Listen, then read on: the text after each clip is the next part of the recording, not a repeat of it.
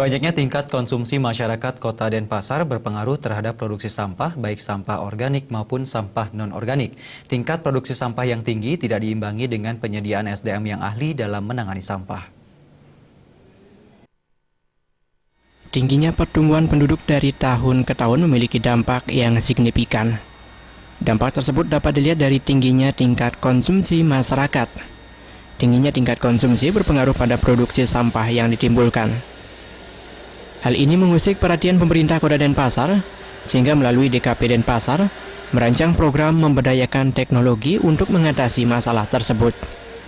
Kepala Dinas Kebersihan dan Pertamanan Kota Denpasar, Iketut Wisade mengatakan, pemerintah Kota Denpasar melalui DKP akan memberdayakan teknologi yang diimbangi dengan penggunaan dana yang mencukupi untuk mengatasi sampah di seluruh Kota Denpasar.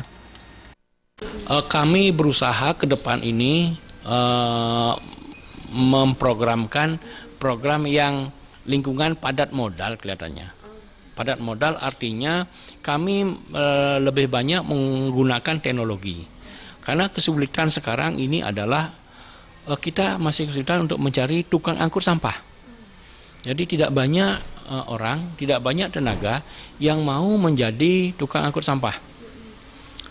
Karena itu memang tenaganya berat, kemudian kerja di malam hari. Kami ke depan ini berupaya untuk mengganti tenaga itu dengan modal.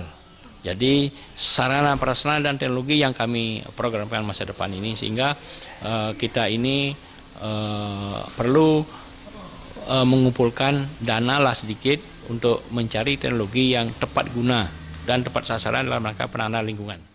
Kedepannya, masyarakat diharapkan sadar akan pentingnya kebersihan, sehingga ikut bersama-sama menjaga kebersihan demi terwujudnya Kota Denpasar yang indah, bersih, dan nyaman. Suryantari dan Diana Putra.